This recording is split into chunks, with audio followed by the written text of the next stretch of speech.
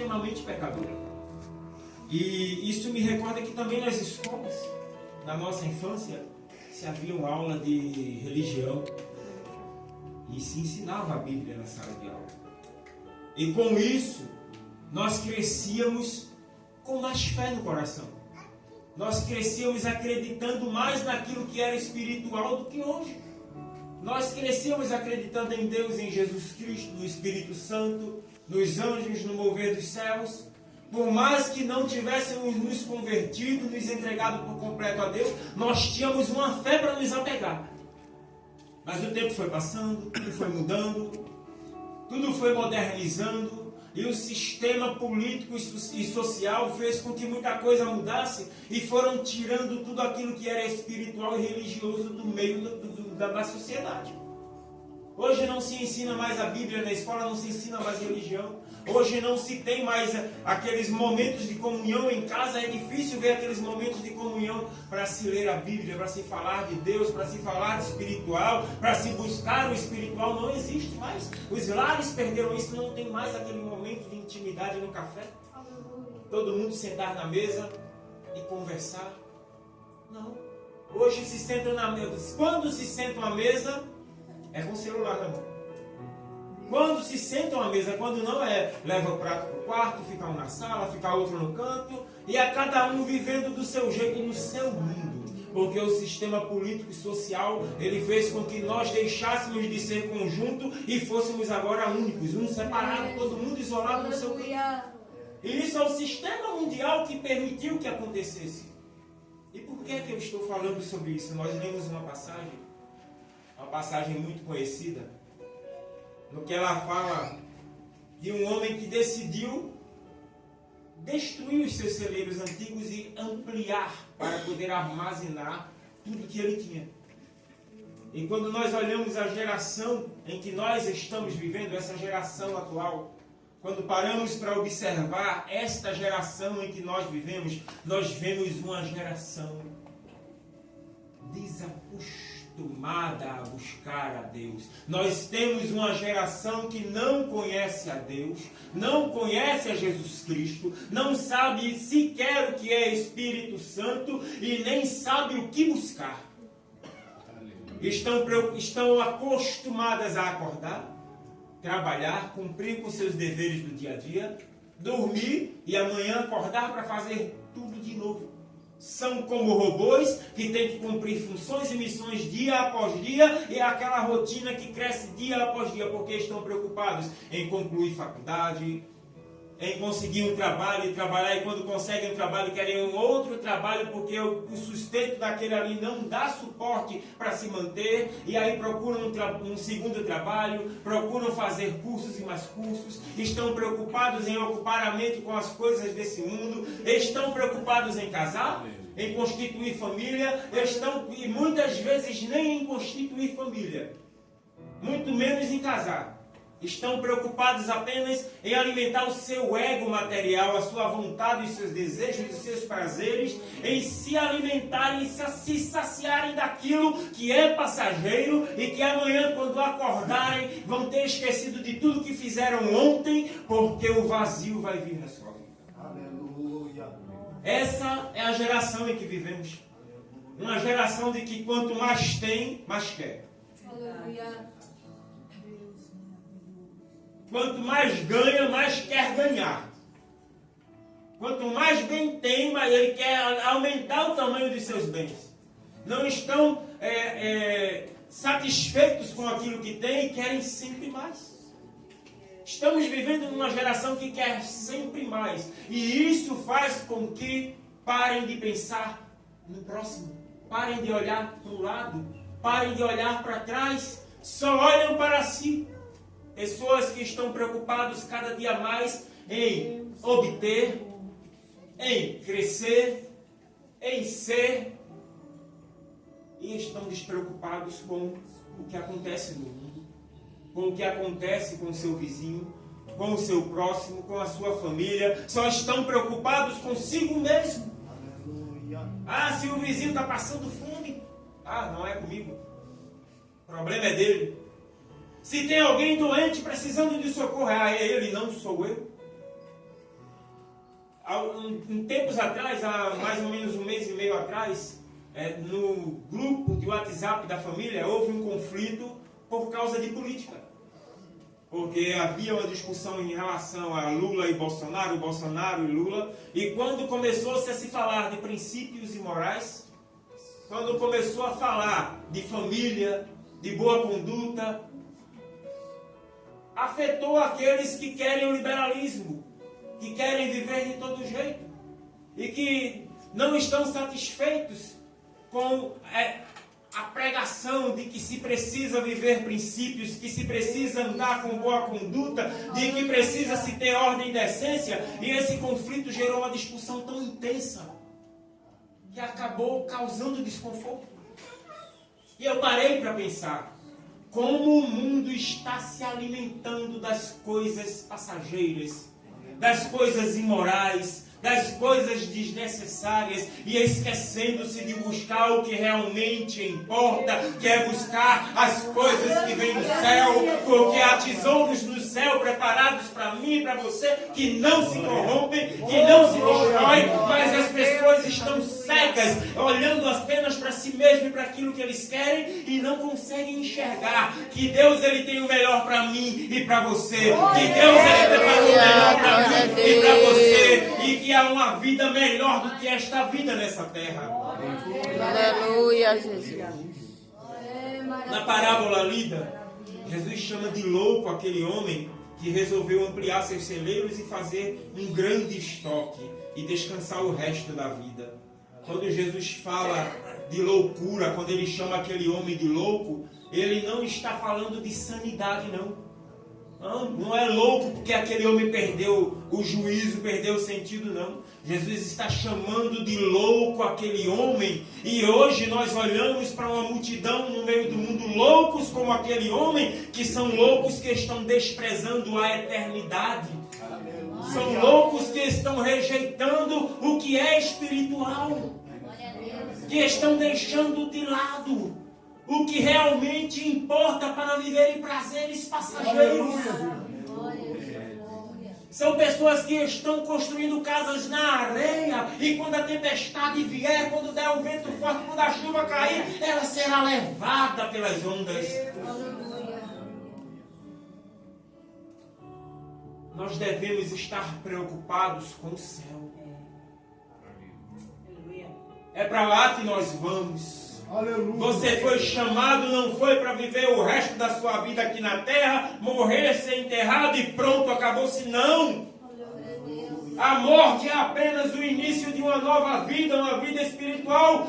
Nós estamos aqui esperando aquele grande dia, quando Cristo vai aparecer nas nuvens e nós vamos subir para eternamente viver no céu com Deus. E é isto que importa. Eu não tenho que estar aqui preocupado, porque eu não consegui isso, porque eu não consegui aquilo, não, porque não dá certo, eu tento de todo jeito e nunca dá certo, eu faço assim, eu faço assado e está tudo dando errado. A vontade de Deus é o que importa na minha e na tua vida. Será que tem buscado fazer e ouvir a vontade de Deus? Ou será que o seu ouvido está tão fechado como o daquele homem que você não consegue ouvir Deus falar e apenas ouve os seus desejos? Louvado seja Deus. Sequer tem poder sobre seus próximos suspiros, porque vive como se Deus não existisse.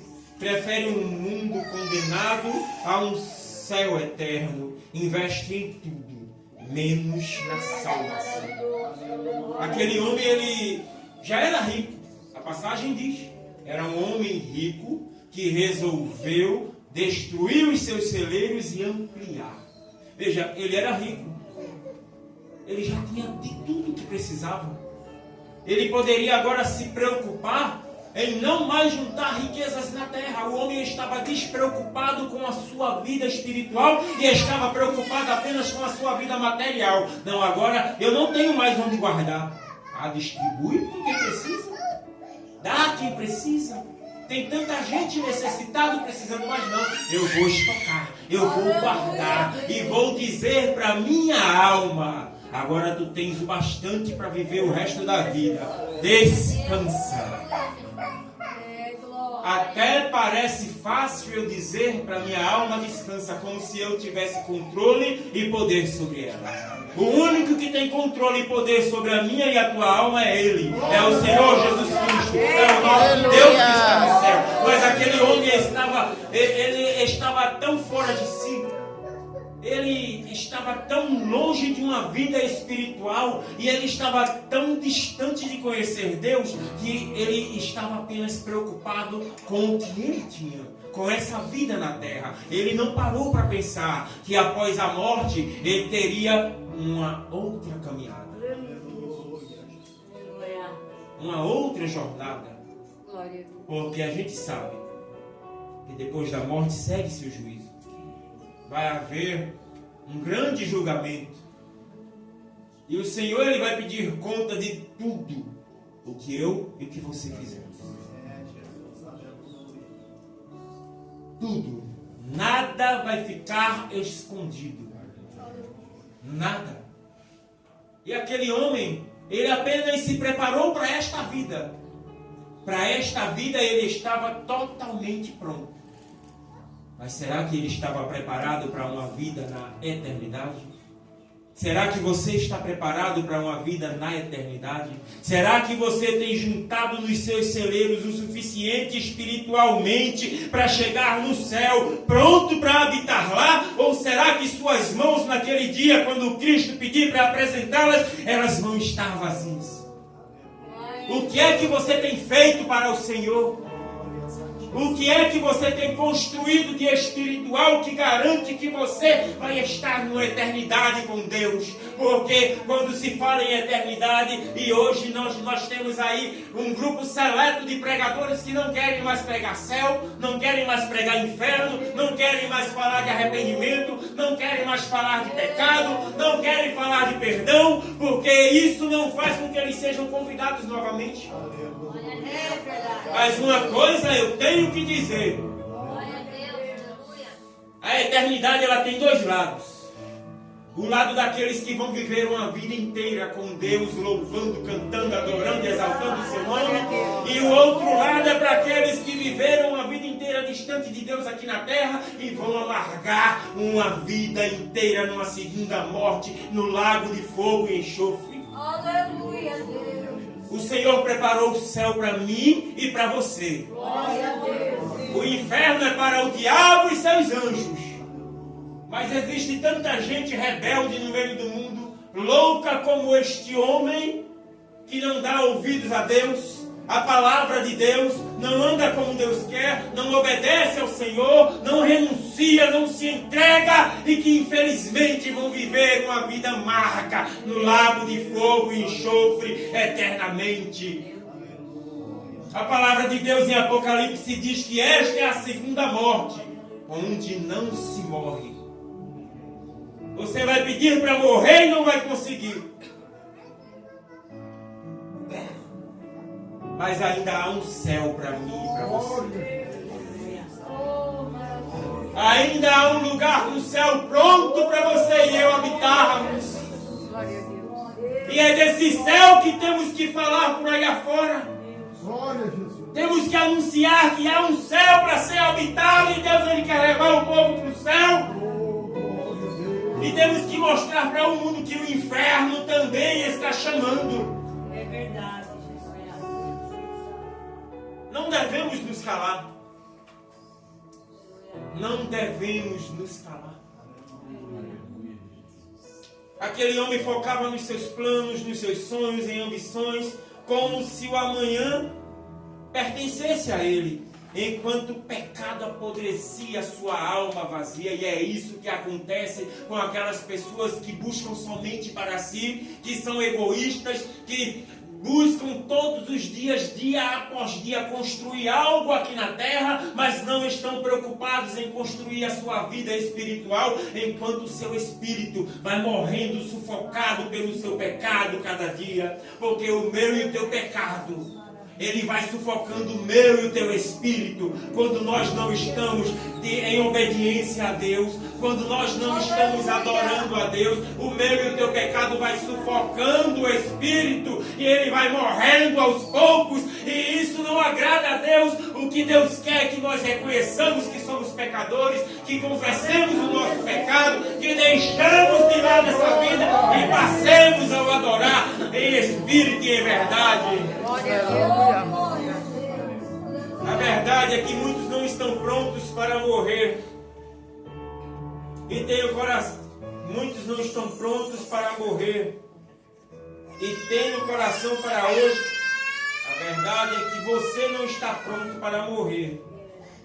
E o teu coração hoje, se você morresse hoje, a parábola ela diz aqui que Jesus falou, que Deus falou para o homem: louco, à meia-noite pedirão a tua alma. Veja que a palavra não diz que pedirão a tua carne, não. A carne vira pó e vai para a terra. Mas o que importa para Deus é a minha e a tua alma, é o meu e o teu espírito. E aí aquele homem, ele vai, se ele ouvisse à meia-noite, louco, à meia-noite pedirão a tua alma.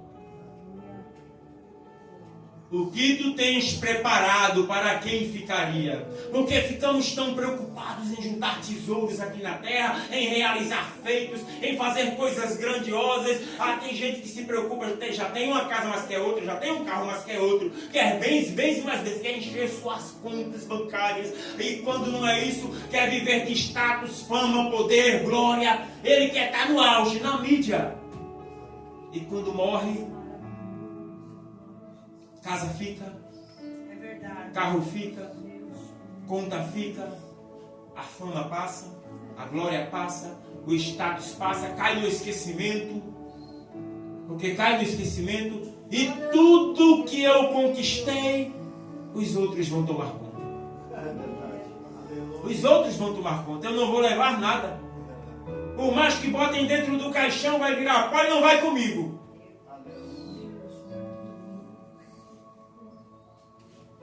Mas será que eu tenho construído uma vida espiritual de forma em que ela me leve para diante da presença do Senhor? Será que eu tenho construído a minha ponte para o céu para chegar diante de Deus e Ele me chamar de filho naquele dia? Ou será que Ele vai olhar para mim e para você e dizer: não te conheço?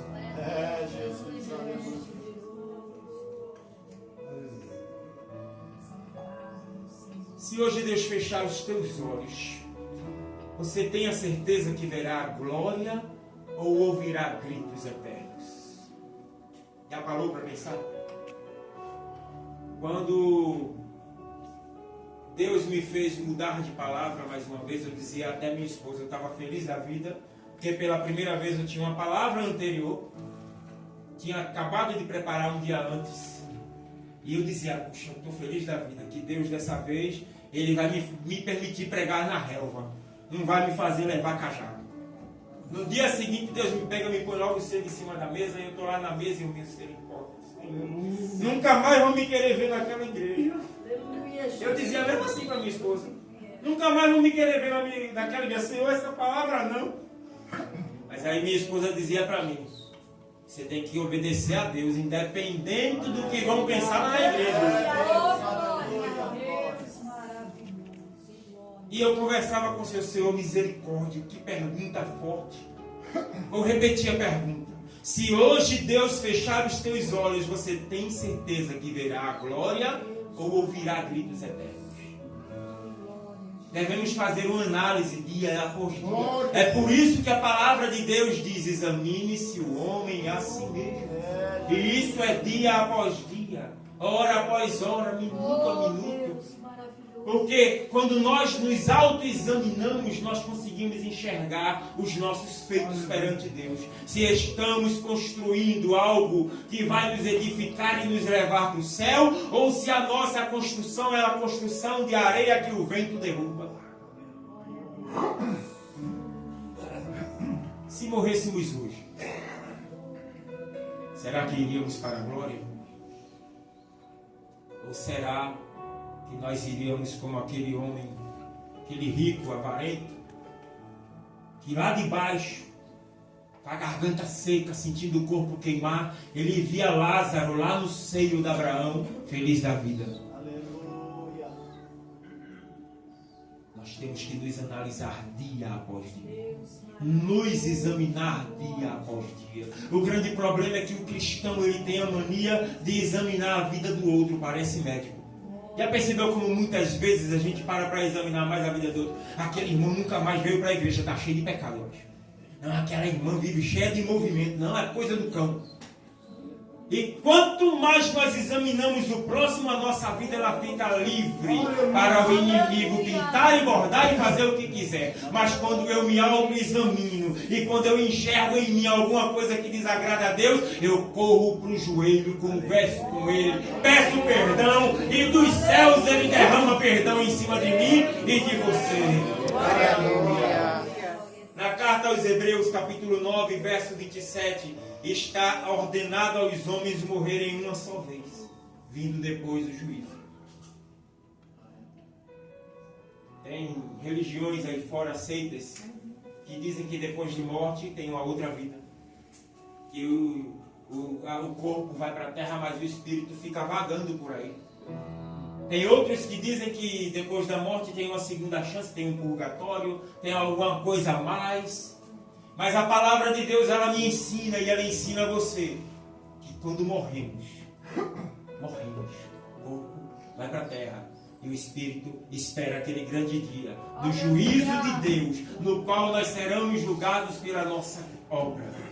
Então nós temos que aqui na terra, enquanto vivos, enquanto adoradores, enquanto servos, enquanto filhos, nós temos que construir uma vida espiritual de intimidade com Deus, a cada dia buscando o Senhor em oração, em palavra, em jejum, em consagração, em vigília, em adoração, porque o Senhor se agrada daquele que renuncia a sua carne para viver uma vida de intimidade com Deus. Glória a Deus. Muitas vezes fugimos do arrependimento porque ele dói. Se arrepender de algo dói. E muitas vezes o nosso ego fala mais alto. Não, eu vou confessar pecado, vão falar de mim. Não. O meu primeiro pensamento em relação ao meu pecado tem que ser como Davi, que não se preocupava com quem ia falar, com quem ia olhar, com quem ia comentar, mas ele entendia que tinha ferido o coração de Deus, corria para os pés do Senhor, pedia perdão e Deus o perdoava. É assim que temos que ser. É assim que temos que fazer. O nosso contato é com Deus, não é com A, não é com B. Deixa quem quiser falar, mas seja sempre quebrantado nos pés do Senhor. Aleluia. Aleluia. Glória a Deus. Louvado seja o nome do Senhor. Fugir do arrependimento até que é fácil. Evitar se arrepender por causa de ego até que é fácil. Mas o pior é suportar o tormento do inferno. Aquele homem, ele não estava preocupado com mais nada além de si próprio.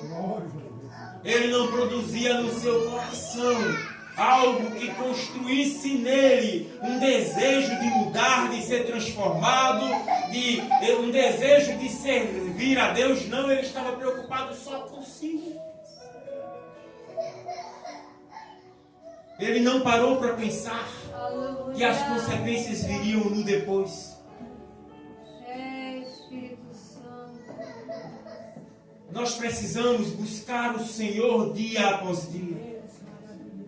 Nós precisamos adorar ao Senhor dia após dia. Nós temos que estar meditando, lendo, guardando no nosso coração a palavra do Senhor constantemente, porque Deus, Ele, como já disse o nosso irmão aqui, que ele passou mais cedo, nós fomos resgatados do mundo. No mundo nós éramos condenados pelo nosso pecado. A palavra de Deus diz que aquele que não crê já é condenado, está lá na carta de João. E enquanto nós estávamos no mundo sem Deus, vivendo a nossa vida do nosso jeito, nós já estávamos condenados. Condenados à morte e condenados ao inferno. Mas as misericórdias do Senhor, ela nos alcançou. A sua graça maravilhosa nos trouxe para a sua presença. E Ele não quis saber do meu pecado e do teu pecado. Ele só quis nos limpar, nos purificar, nos transformar. E hoje nós estamos aqui como verdadeiros adoradores que o adoram de coração.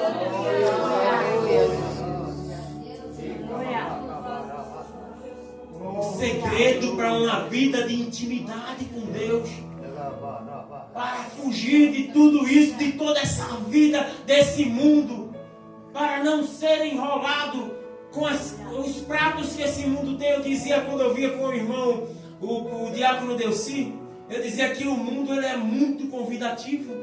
Sérgio Lopes, ele diz em sua canção que o mundo me deu flores. Ele diz assim: o mundo me deu flores quando lá cheguei. E é assim que o mundo faz. O mundo não vira as costas para mim e para você, não. Já percebeu que quando alguém se desvia é difícil ele querer voltar para a casa do Senhor? Porque o mundo o abraçou de uma forma tão maravilhosa que ele acha que ali é o melhor lugar para ficar. Foi seduzido, enrolado, iludido e está agora preso, porque não consegue sozinho se libertar daquilo que Satanás lhe ofereceu. Mas o Espírito Santo do Senhor, quando Ele nos alcança, quando Ele nos encontra, Ele não nos seduz, Ele não nos ilude, Ele não nos enrola, Ele cuida de cada um de nós. E o amor com que Ele cuida de mim e de você nos constrange a tal ponto que nós não conseguimos sair da presença do Senhor, mas nós queremos ficar ali nos pés do Senhor, o adorando, louvando e o exaltando. Então eu encerro dizendo, igreja, quer juntar tesouros? Junte tesouro na oração. Junte tesouro na palavra. Junte tesouro no jejum, na consagração, na renúncia, na obediência, na adoração. Junte tesouro no céu, porque para lá que nós vamos povoar o céu, e é lá que vamos estar para sempre, na presença do nosso grandioso Deus. Eu agradeço essa rica oportunidade.